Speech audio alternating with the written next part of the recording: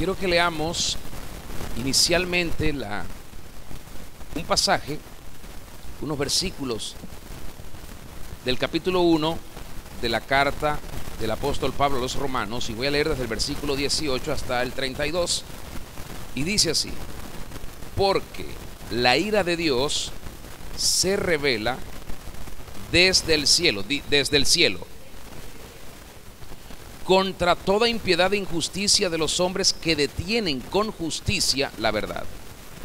Porque lo que de Dios se conoce les es manifiesto, pues Dios se lo manifestó. Porque las cosas invisibles de Él, digo conmigo, invisibles, su eterno poder y deidad se hacen claramente visibles, divisibles, desde la creación del mundo, siendo entendidas por medio de las cosas hechas, de modo que no tienen excusa. Pues habiendo conocido a Dios, no le glorificaron como a Dios, ni le dieron gracias, sino que se envanecieron en sus corazones, y su necio corazón fue entenebrecido. Profesando ser sabios, se hicieron necios, y cambiaron la gloria del Dios incorruptible en semejanza de imagen de hombre corruptible, di conmigo, hombre corruptible, de aves, vamos, dilo, de aves, de cuadrúpedos y de reptiles. Por lo cual también Dios los entregó a la inmundicia en las concupiscencias de sus corazones, de modo que deshonraron entre sí sus propios cuerpos, ya que cambiaron la verdad de Dios por la mentira, honrando y dando culto a las criaturas, di conmigo, criaturas, antes que al Creador, el cual es bendito por los siglos. Amén. Por esto Dios los entregó a pasiones vergonzosas, pues aún sus mujeres cambiaron el uso natural por el que es contra naturaleza. De igual modo también los hombres, dejando el uso natural de la mujer, se encendieron en su lascivia unos con otros, cometiendo hechos vergonzosos hombres con hombres, y recibiendo en sí mismos la retribución debida a su extravío. Y como ellos no aprobaron tener en cuenta a Dios, Dios los entregó a una mente reprobada para hacer cosas que no convienen, estando atestados de toda injusticia, fornicación, perversidad, avaricia, maldad, llenos de envidia, homicidios, contiendas, engaños y malignidades, murmuradores, detractores, aborrecedores de Dios, injuriosos, soberbios, altivos, inventores de males, desobedientes a los padres, necios, desleales, sin afecto natural, implacables, sin misericordia, quienes, habiendo entendido el juicio de Dios, que los que practican tales cosas son dignos de muerte, no solo las hacen, sino que también se complacen con los que las practican. Bueno, yo hoy voy a comenzar una serie con ustedes. Esta serie la he titulado La guerra espiritual de ayer, de hoy y de mañana. La guerra espiritual de ayer, de hoy y de mañana.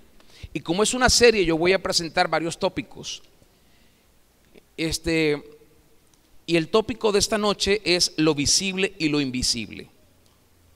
Así que yo espero que usted esté orando para que Dios me ayude a seguir desarrollando esta serie, porque vamos a entrar en un discernimiento espiritual, y esto nos va a llevar a una confrontación contra potestades y demonios de cualquier rango para traer lo que Dios quiere traer a la tierra.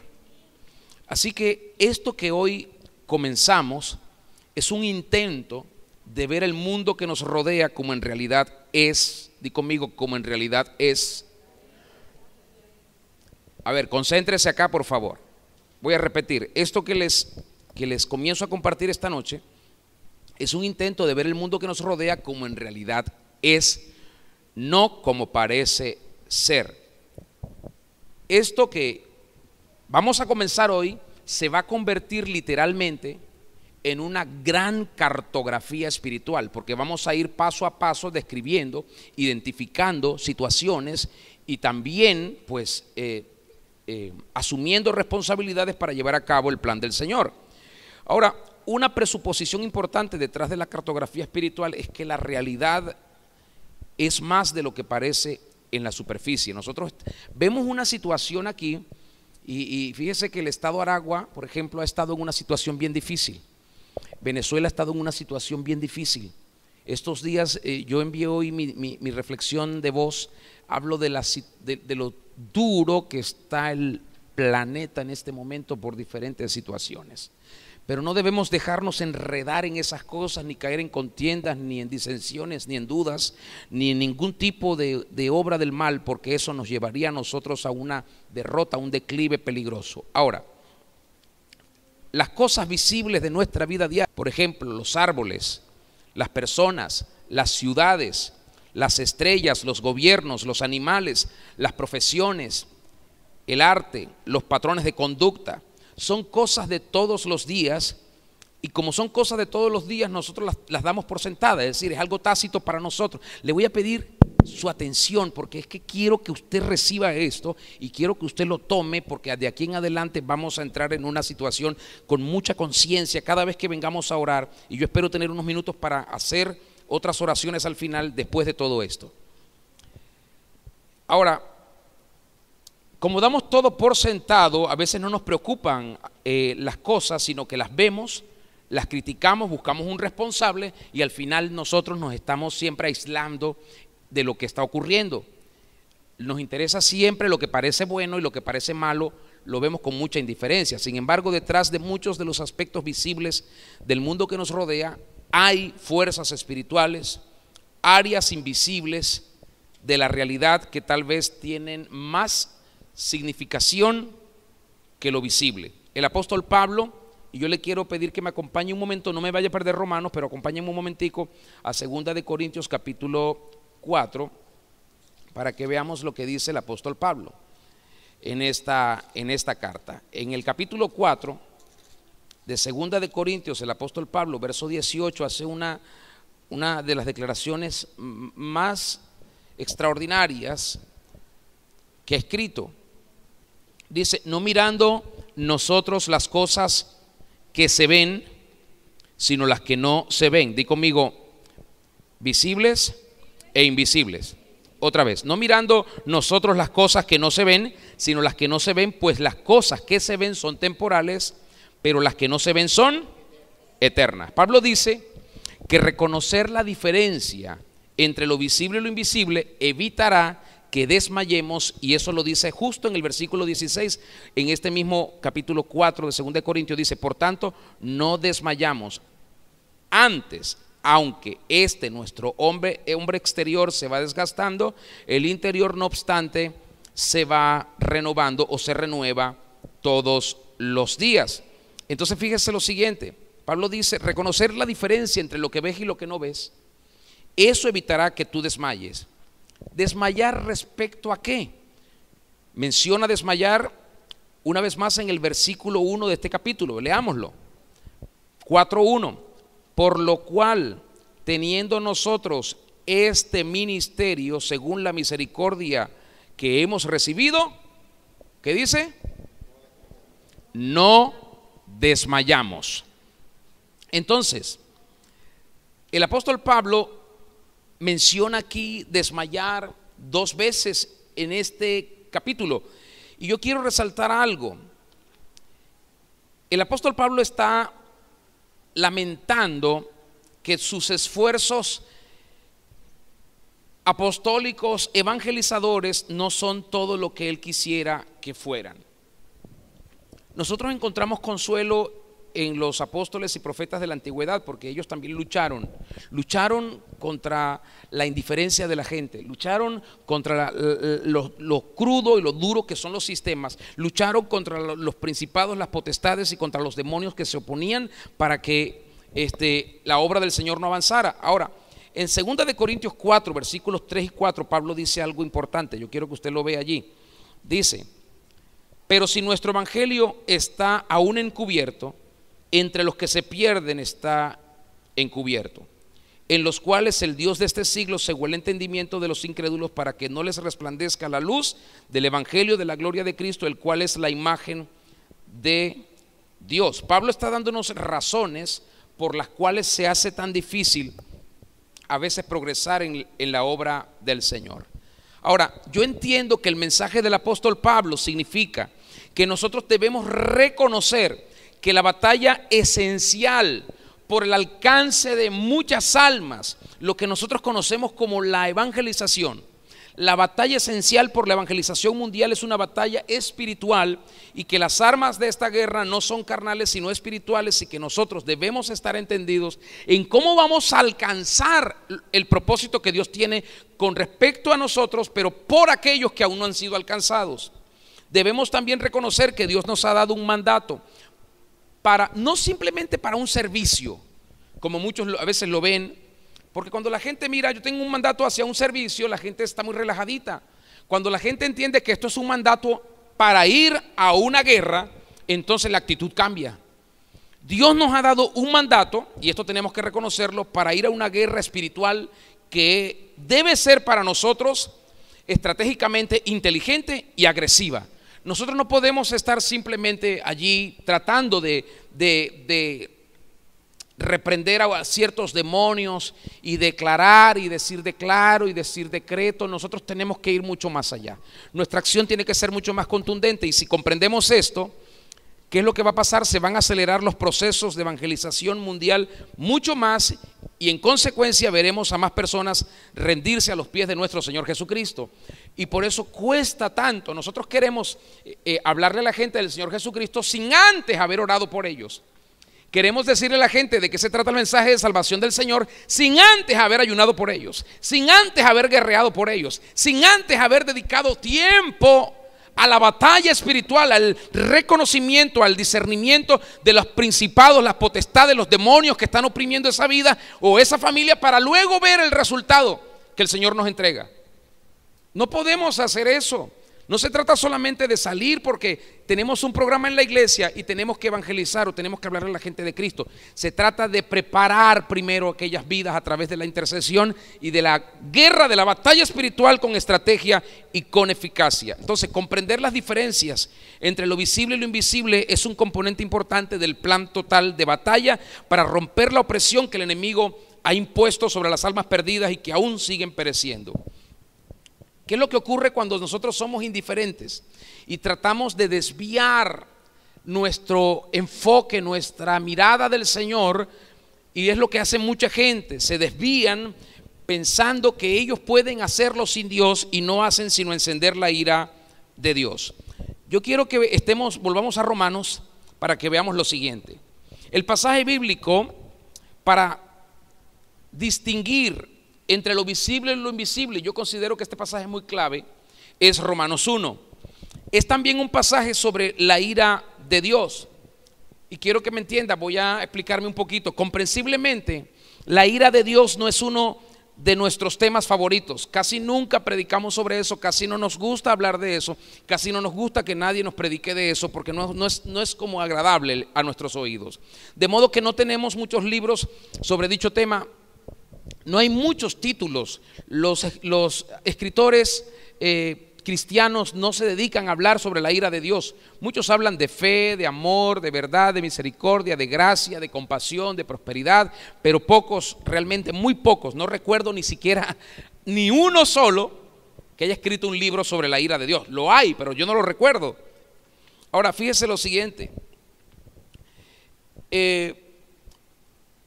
La ira es un atributo de Dios. A veces no queremos verlo así, pero si no fuera un atributo de Dios, Dios no se airara. Dios es un Dios de atributos, de cualidades. Dios no es un Dios de inmadurez. Escúcheme, Dios no es un Dios de cosas raras. Es que Dios todavía le hace falta crecer un poquito en amor y por eso se molesta con la gente. No, eso no lo pasa con Dios. Es que Dios todavía no ha asimilado que nosotros somos carne y que nos equivocamos y pecamos, y por eso es que Dios se pone bravísimo. No es así. La ira de Dios no es ni semejante ni comparable a la ira, a la molestia del ser humano. La ira de Dios es otra cosa. Para nosotros es un defecto, para Dios es un atributo. Fíjese lo siguiente. Esto significa que no es simplemente un arranque de molestia que viene y se va, sino una parte de la misma naturaleza de Dios, que fluye incluso con la misma dimensión de santidad. Dios es un Dios de ira, pero Dios también es un Dios de justicia, Y así como Dios es un Dios de amor, también es un Dios de misericordia. Dios es un Dios de santidad. La lista de Romanos 1, del 18 al 32, pudiera seguir interminablemente, pero Romanos hace una mención específica al Dios de ira. Pablo dice en el versículo 18 del capítulo 1, la ira de Dios se revela desde el cielo contra toda impiedad e injusticia de los hombres que detienen con injusticia la verdad. Esta injusticia, que además es una injusticia enloquecedora, tiene que ver directamente con lo visible y lo invisible, y yo quiero aclararlo. Dios creó el mundo ¿para qué? Para manifestar su gloria. Todo ser humano fue creado para glorificar a Dios. Todas las cosas que están en el planeta, todas las cosas visibles y todas las cosas invisibles fueron creadas para glorificar a Dios. Todas. Los seres humanos ocupan un nivel más alto que otros objetos o elementos de la creación debido a que son las únicas o somos las únicas criaturas creadas a imagen de Dios. ¿Por qué Dios creó al mundo? Dios creó al mundo para manifestar su gloria. Pablo en este pasaje que leímos explica que por medio de las cosas hechas, o sea, los aspectos visibles de la creación, todo lo que vemos en la creación divina, sin excepción, fue originalmente creado para revelar, como dice Pablo en el versículo 19 y 20, su eterno poder y deidad. Todas las cosas visibles, las cosas hechas. ¿Qué significa esto para nosotros? Significa, para empezar, que todo ser humano fue creado para glorificar a Dios. Todos, todos, todos, todos, todos. Aún aquellos que hoy viven en la peor aberración posible, en la desnaturalización humana, todos inicialmente fueron creados para glorificar a Dios. Los seres humanos, permítanme repetir esto que dije, los seres humanos ocupan un lugar más alto o un nivel más alto que los objetos de la creación, que otros elementos de la creación, debido a que son los únicos seres creados a la imagen y semejanza de Dios. Toda la creación es linda, pero solo nosotros tenemos la imagen y la semejanza de Dios. Amén. Así que todo ser angélico también fue creado para glorificar a Dios. Los ángeles, arcángeles, querubines, serafines, todo fue creado para glorificar a Dios. También todo lo que es animal, la raza animal, todo fue creado para glorificar a Dios. Todo el reino vegetal, las plantas, todo fue creado para glorificar a Dios. Los cuerpos celestes, las estrellas, las galaxias, los meteoritos, todo fue creado para glorificar a Dios. Las montañas, los montes, los cerros, las lomas, como usted quiera decir, los témpanos de hielo, los volcanes, el uranio, por decir apenas unos pocos, que a veces el hombre considera que no tienen ningún sentido, que no tienen ninguna razón, que no son útiles para nada, que no sirve, que porque eso está en el mundo, que eso le hace mucho daño al planeta, que eso atenta contra la vida de los seres humanos. Pero lo que pasa es que los seres humanos no están viendo las consecuencias de su condición de vida, de sus actos y de todas las cosas equivocadas que han hecho. Ahora le quiero decir algo que el Señor me mostró, y es que la cultura humana, pero la cultura que Él le dio al ser humano en su humanidad, no esta cultura que el ser humano se ha creado sin Dios, la verdadera cultura humana Dios la creó también para glorificarse. Si nosotros vamos al origen, vemos la verdadera cultura que Dios le dio al ser humano, una cultura extraordinaria que no tiene nada que ver con la cultura de hoy. Dios la diseñó para glorificarse. Ahora, más adelante, en la medida en que avancemos en esta serie, yo voy a ir detallando muchísimas cosas que ya les he anunciado. Pero ahí tenemos un problema de corrupción de la creación de Dios. La creación de Dios se ha corrompido. Dios no fue precisamente quien la contaminó, quien la dañó. Dios no fue el que la corrompió, pero está corrompida. Tenemos que reconocer que la creación de Dios está corrompida. El hecho del caso es que en nuestro mundo no todas las partes de la creación están glorificando a Dios, y todas aquellas partes de la creación que no están glorificando a Dios, incluyendo a muchísimas personas, están provocando todos los días la ira de Dios. ¿Me está escuchando? Todas aquellas partes de la creación, personas, elementos, materiales, cualquier otra situación del reino creado que no está glorificándolo, provoca su ira. O glorificamos a Dios o provocamos su ira. O la creación glorifica a Dios o provoca su ira. Ciertos seres humanos han tomado las cosas creadas, como las piedras, como las plantas, como los árboles, como los metales, y las han corrompido para que no revelen más la gloria de Dios.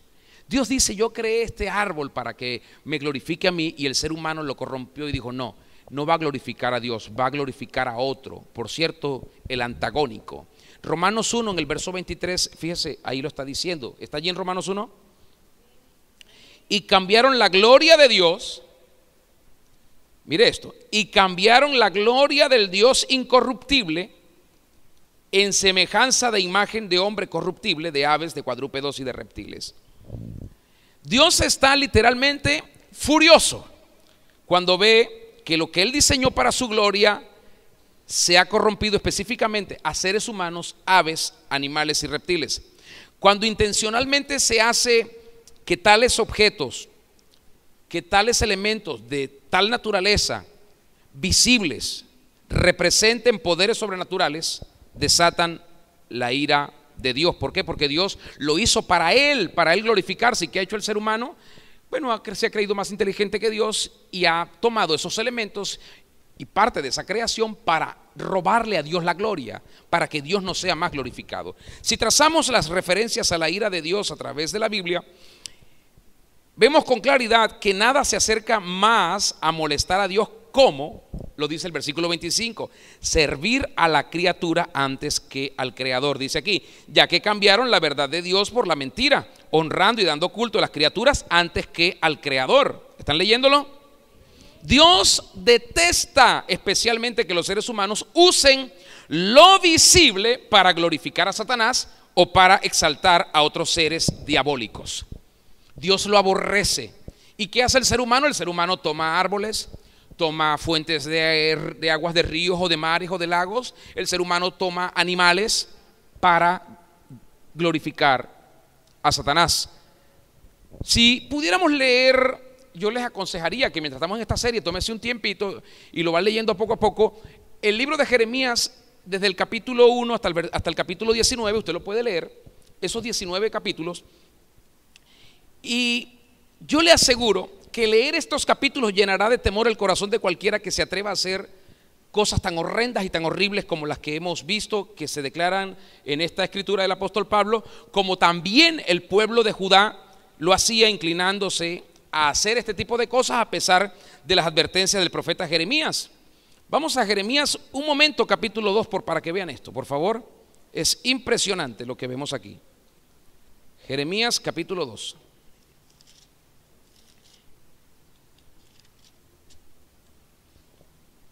Mire lo que dice el versículo 27. Que dicen a un leño, mire esto, que dicen a un leño: mi padre eres tú, y a una piedra: tú me has engendrado, porque me volvieron la cerviz y no el rostro, y en el tiempo de su calamidad dicen: levántate y líbranos. Ay, sí. Esto le dolía tanto a Dios que lo consideraba como adulterio. Vamos al capítulo 3 de Jeremías, ahí donde estamos, en el capítulo 3. Mire lo que dice el versículo 9, por favor. Y sucedió que por juzgar ella cosa liviana su fornicación, la tierra, perdón, disculpen que no leí bien. Y sucedió que por juzgar ella cosa liviana su fornicación, la tierra fue contaminada y adulteró con la piedra y con el leño. Imagínense. No, esto no es nada, Señor. Además, esta es tu creación. Tú hiciste esta piedra, tú hiciste este árbol.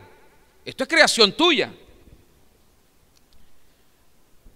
Yo particularmente no pienso que el orden de Dios respecto a los 10 mandamientos es una casualidad. Es decir, la forma en cómo están enumerados. No están aleatoriamente. Dios hizo algo muy puntual en eso, en poner cada mandamiento en el orden en que los leemos en las Escrituras. Dios detesta el homicidio. Dios detesta el robo. Dios detesta la inmoralidad. Dios detesta la violación a sus principios. Dios detesta la codicia. Pero todo esto viene, vamos a Éxodo capítulo 20, por favor, me voy a hacer rapidito. Todo esto viene después del mandamiento número 1 y número 2. Éxodo capítulo 20. ¿Está ahí? Versículos 3 y 4 dice: no tendrás dioses ajenos delante de mí. Y el mandamiento número 2: no te harás imagen. Fíjense esto.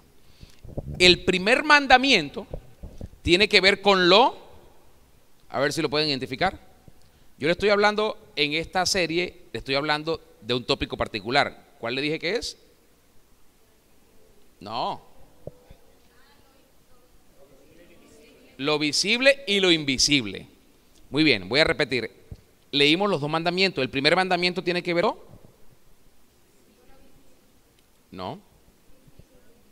con lo invisible. ¿Por qué con lo invisible?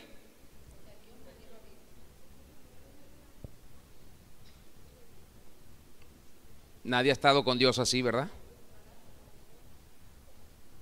Y el segundo mandamiento tiene que ver con ¿por qué? ¿Por qué? Por las cosas hechas. Muy bien. Ahora, yo pienso que es seguro decir que no hay peor pecado que usar lo visible para dar honor y gloria a las potestades demoníacas. Nada provoca más la ira de Dios que eso. La gente que está metida en la brujería y en este tipo de ocultismos que tienen niveles fuertes, tienen un serio problema con Dios. Por eso cuando se trata de salvar a las personas, nosotros no podemos ir simplemente a hablarles. Antes tenemos que destronar por la oración, la intercesión y el ayuno los principados, las potestades, los diablos, los demonios que han estado operando y oprimiendo la vida de esas personas, para que cuando les hablemos ellos puedan oír con claridad y puedan ver a Dios. Pablo dijo: el evangelio está encubierto. ¿Entre quiénes?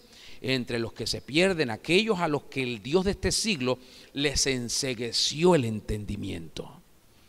Entonces tenemos nosotros ahora la posibilidad de aprender cómo podemos arrebatarle al diablo todos los días, al menos una vida, todos los días.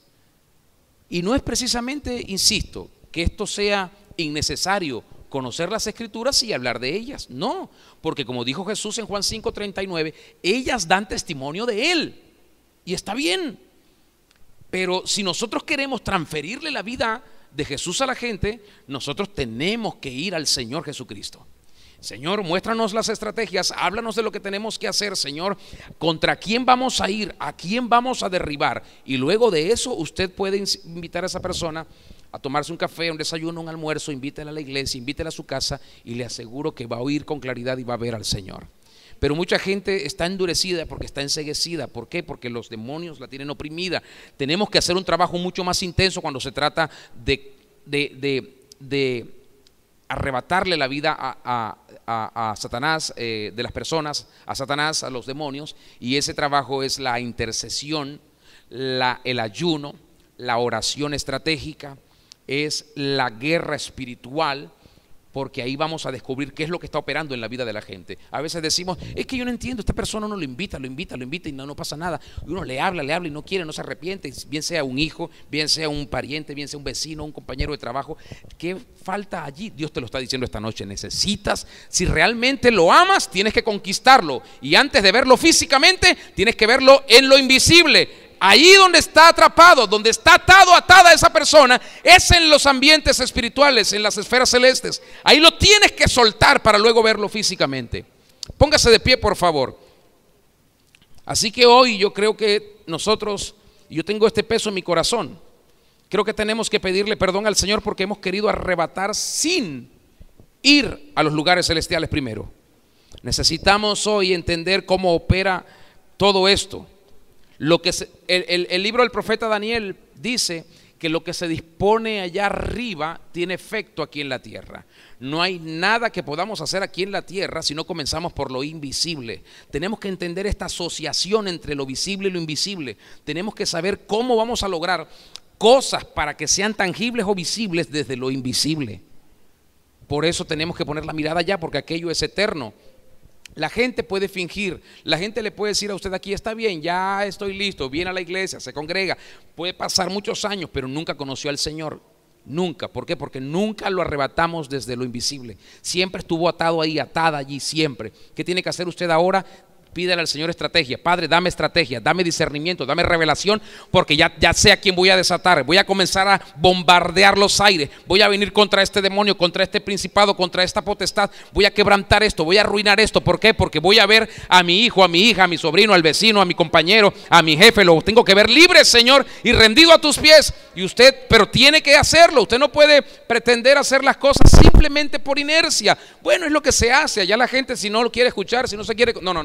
No podemos actuar así. Tenemos que tener amor por la gente, y el amor apasiona. Y cuando te apasionas, tú vas a saber lo que tienes que hacer, en que te enteres cómo lo tienes que hacer para que ya comiences a arrebatarlo. Así que vamos a orar y vamos a pedirle al Señor que tenga compasión de nosotros una vez más, porque no hemos querido hacer las cosas como Él nos lo enseña. Padre, perdónanos. Perdónanos, Señor Jesús. No hemos querido pagar un precio en la intercesión, en el ayuno, en la batalla espiritual. A veces que creemos o queremos asumir que son las personas las que tienen los problemas, Señor, de indiferencia. Son las personas las que no quieren, pero no vemos nosotros que debemos ser entendidos en esto, que esas personas están atadas, están desensibilizadas, están ensordecidas, enceguecidas y atadas, y no pueden tomar una decisión por sí solos hasta que no los desatemos en las esferas celestes. Hasta que no liberemos la vida de ellos, Señor, no podrán tomar decisiones. Trae sobre el corazón de cada uno esta responsabilidad con claridad, para que entendamos que cuando se trata de arrebatarle a Satanás las vidas que él tiene cautiva, Señor, tenemos que enfrentar principados y potestades, gobernadores de las tinieblas, huestes espirituales de maldad de las regiones celestes, demonios de toda clase, porque ellos están allí tratando de que esas personas se mantengan en cautiverio para que nunca vean la luz y para que nunca reciban la eternidad contigo. Pero hoy estamos aquí, Señor. Corta, por favor, corta esa indiferencia en el corazón de quienes todavía pretenden seguir, Señor, en medio de la comodidad. Hoy más que nunca tenemos que cultivar la santidad. Hoy más que nunca tenemos que cultivar la consagración. ¿Por qué? Porque vamos a enfrentar demonios de muerte que van a querer borrarnos del mapa. Porque vamos a enfrentar demonios de destrucción que van a querer quitarnos todo lo que el Señor está haciendo. Porque vamos a enfrentar demonios de enfermedad que van a querer postrarnos para que no estemos activos. Entonces tenemos que cuidar la santidad. Tenemos que preservar también la consagración. Tenemos que seguir cultivando la pureza en el Señor. Y tenemos que amar con la pasión con que Cristo también nos ama, guerreando, intercediendo y arrebatando a los que hay que arrebatar. Padre, en el nombre de Jesús, hay una multitud de personas que están ahí cautivas en las esferas celestes, donde los demonios, donde los principados, las potestades los tienen cautivos. Pero hoy nos levantamos en tu nombre para pedirte que nos des estrategias de oración, estrategias de intercesión, estrategias de ayuno, estrategias de tomas, estrategias, Señor, de ungimientos de calles, de comunidades. Oh Padre, trae estrategias proféticas para declarar en el nombre de Jesús, para ungir nuestras ciudades en el nombre de Jesús y para barrer al diablo y sus demonios de nuestras comunidades. En el nombre de Jesús, Señor, crea esa sed, esa inquietud en nosotros, que no nos quedemos tranquilos. Despiértanos a toda hora, levántanos, muévenos, constríñenos, que dejemos la indiferencia, que salgamos de la comodidad. No se trata de un programa de iglesia, se trata del reino de Dios, se trata de aquellas personas por las que tú también fuiste a la cruz y entregaste tu vida. Señor, ayúdanos por favor. Y glorifícate en aquellos que están decididas, determinados y determinadas a entender, Señor, que tenemos que salir de ese círculo en donde no hemos podido lograr lo que tú quieres, y que tenemos que avanzar a otro nivel en el nombre del Señor Jesucristo.